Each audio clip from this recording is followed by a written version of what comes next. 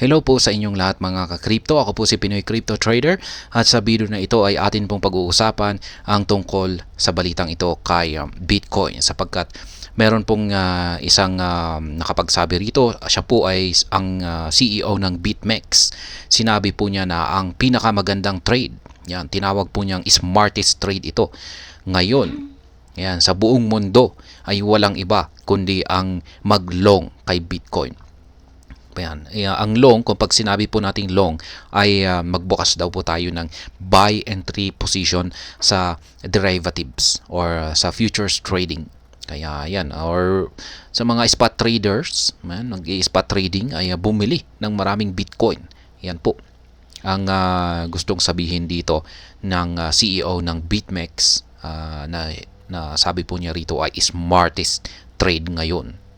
At ayan, bago po tayo magpatuloy ay nais ko lamang po munang bigyang linaw ang aking disclaimer kung saan ang nilalaman po ng video na ito ay hindi po ito isang financial advice. For education and information purposes lamang po ang layunin nito.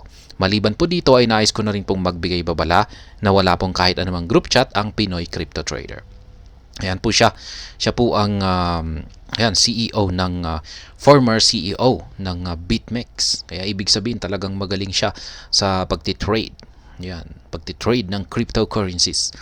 Amid changing macroeconomics, former BitMEX CEO Arthur Hayes believes the smartest trade right now is to buy up Bitcoin and other crypto assets. Ayan.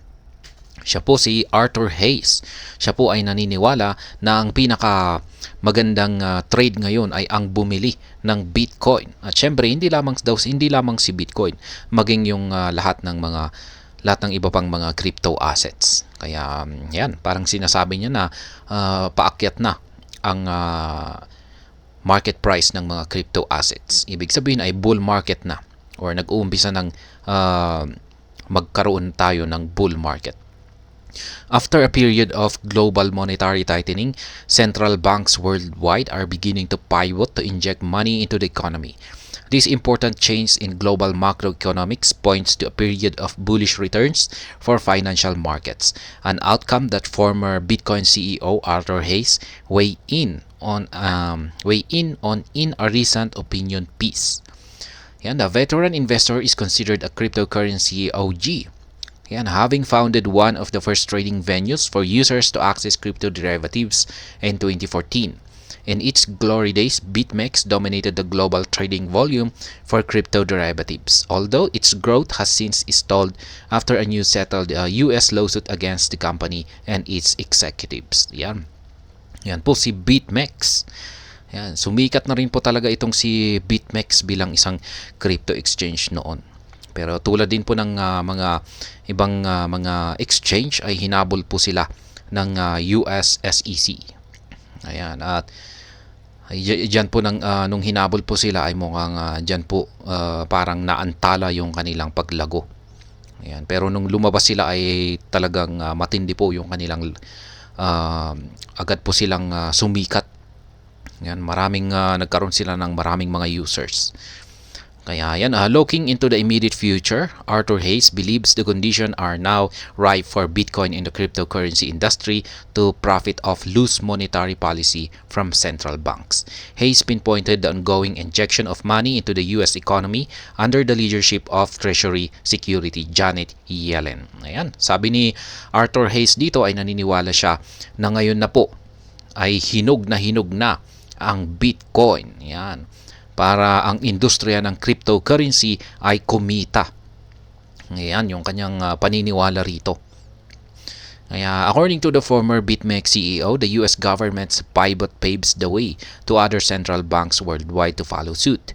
Specifically, Hayes noted that the People's Bank of China, European Central Bank, and the Bank of Japan will inject liquidity into their banks and financial markets. Yan na nga. Yan yung mga isa pang dahilan ayon kay Arthur Hayes. Yung mga governments ay meron po silang ipapasok. Yan, yung mga banks, yan ay yung mga banks at saka final markets ay meron po silang ipapasok or i-inject. Ayan. Kaya Ito po ang isa pa sa mga dahilan. Such a decision would not adversely affect their respective currencies as it would have if the United States maintained a stringent monetary policy. However, since the world's reserve currency economy is taking on more debt and printing more money, rival economies can do so with less impact. Bitcoin and crypto smartest trades. Yan, with the amount of global credit expected to accelerate over the coming months, Arthur Hayes believes the best approach for investors is to go long on Bitcoin and other cryptocurrencies. Ayan, mag-buy raw po tayo. Pag nagtitrade po tayo sa derivatives or future, ay ito na raw yung tamang oras para magbukas ng buy entry position or long entry position. In his latest essay, he wrote, "The smartest trade is going long crypto." Yeah, nothing else has outperformed the increase in central bank balance sheet like crypto. Admittedly, Bitcoin has soared by over 250% compared to other major assets and indexes since the US Federal Reserve began expanding its balance sheet in March 2020 in response to COVID-19. Regarding which crypto asset is stand to profit the most, Hayes cites Bitcoin and Ether as the major bets. Also mentions Solana, the surging Layer 1 network to which Hayes has become a fan lately. Ayan, mukhang nagka-interest na rin siya kay Solana. Ayan, si Ginoong Arthur Hayes. Sikat na rin po itong si Solana. Meanwhile, the former BitMEX CEO noted that the various decentralized apps and associated tokens would rise significantly, perhaps up to 10,000 times for some assets. However, he urged investors to remain vigilant, anticipate risk, and make the most of what will come. Ayan. Ganyan po yung sinabi ng former BitMEX CEO na si Arthur Hayes. Hindi lamang daw po si Bitcoin ang aangat, kundi maging ang iba pang mga tokens, iba pang mga altcoins, mga cryptocurrencies, at sinasabi niya dito ay maaaring ang mga presyo nito ay magkaroon daw ng 10,000 times na pag-angat sa kanilang presyo mula sa kanilang kasalukuyang presyo ngayon. Kaya yan po yung sabi niya. Kaya sa madaling salita ay parang sinasabi po niya na mag-uumpisa na ang bull market, yan, or bull run, yan, or ito na yung umpisa ng pag-angat ng lahat ng mga cryptocurrencies. Yan, aangat silang lahat. Yan, at ito yung talagang inaabangan ng lahat. At ayan, hanggang dito na lamang po tayo sa video na ito. Sana po ay inyong nagustuhan ang aking paliwanag dito.